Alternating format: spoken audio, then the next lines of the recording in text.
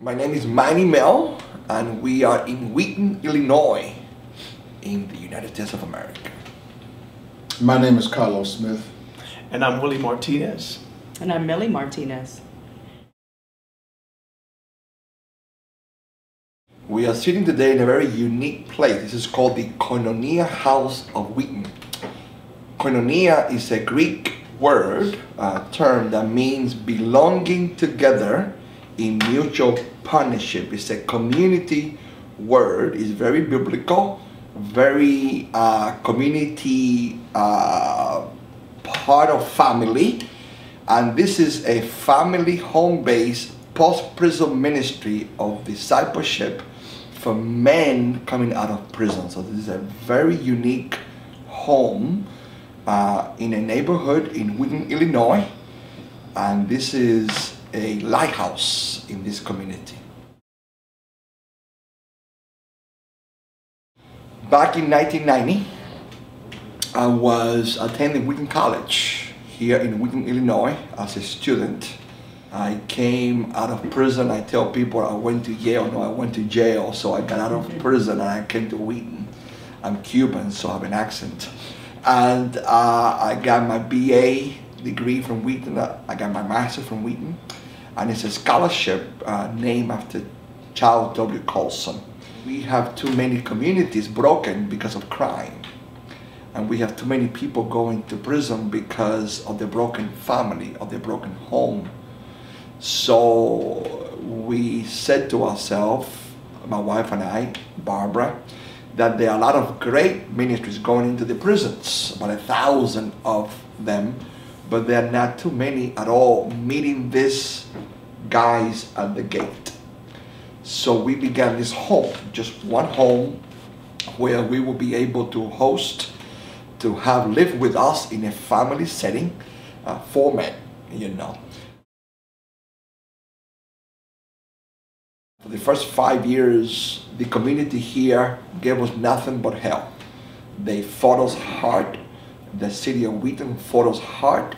They tried to kick us out of here. This home here saves taxpayers money, restores victims, restores families, makes disciples, that these men will never go back again to the life of crime, because 97% of the 2.4 million people who are behind bars are going to get out someday.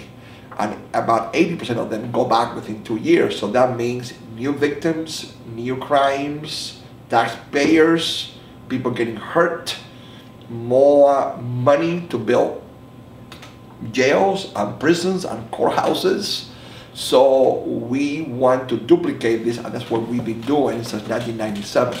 But this home is unique because this is a home of hope, a home of community, a home of restoration, a home of redemption, a home of joy, a home of hope. And now we are seeing the difference, that the neighbors have become friendly to us now because they have seen that these men who live here are as human beings as everybody else. And if they have paid their debt to society, they have the same right to live any place that they would like to, as long as they fit into that community. We met while I was on parole in Jerusalem, Israel. I mean, look at that. At 10:30 at night, at the last day of my parole, and we were not supposed to meet, but things happened that we had to, I was sleeping when she got there. I was sleeping and I did not want to get up. I refused to get up because I was doing a day of Roman tombs, and I had to be about 5 o'clock to go digging in this dirt to find stuff from the Roman period. But God said, I'm going to give you a bigger digging experience. And I found my wife in this archaeological experience. And she's from the modern period, you know. She completes me a lot. And she fulfills me. and she teaches me, and she's a great woman. Manny went on to, after being here, like you said, for over 10 years, went on a national initiative to try to train the church to do post-prison ministry, to help Christian neighbors who are transitioning from the prison system. And so in doing that, he, needed someone to tend to the home base here. And that's where me and my wife came in. And to kind of touch a little bit upon the question that you just mentioned, what qualifies us? Well, in my case, I'm a recipient of the love and the grace and the favor that Manny was alluding to. 25 years of drug addiction, running the streets of the South Bronx, without anyone giving me any glimmer of any type of hope. Today, it's been 8 years now, and God has cleaned me up. God has given me my wonderful partner in life, and these wonderful people and the family of God. And so it was easy for me to just walk away from, the job that I had, the best job I've ever had in my whole entire life. But it was easy for me because I had an opportunity to look men in the eye like Carlos and say, Carlos, you can make it. There's hope.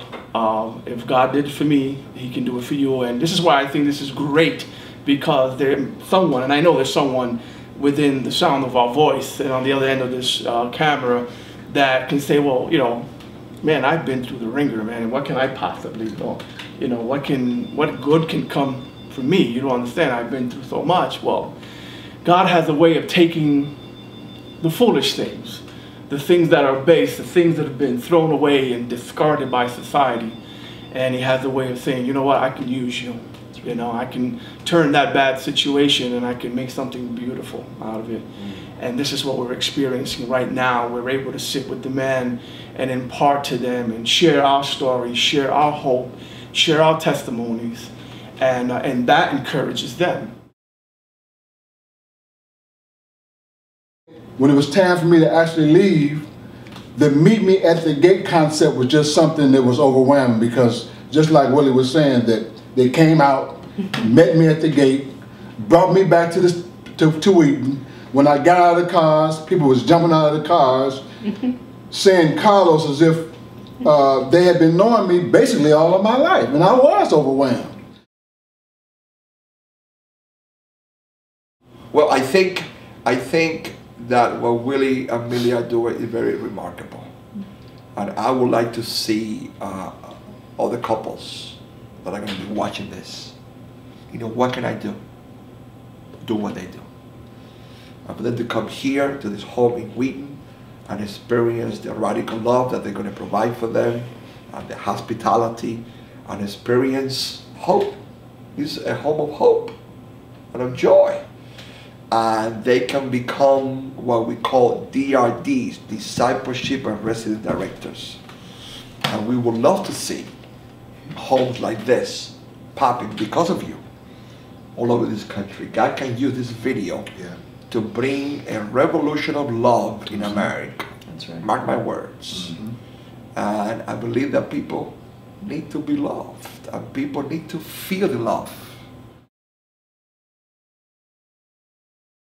And I also want to thank my neighbor, because she was the bridge that brought you here, Michelle Benton, and her husband Bill, who lives across the street from our house. So I want to thank them, because they are doing something, you see. They are connected, they are bridges to us. Well, that's why it's important. You might be thinking, well, how does this work? How do we, what does this consist of? Well, it consists of people just saying there's a need. Well, maybe you can come and you can come through here and see, well, what can I do?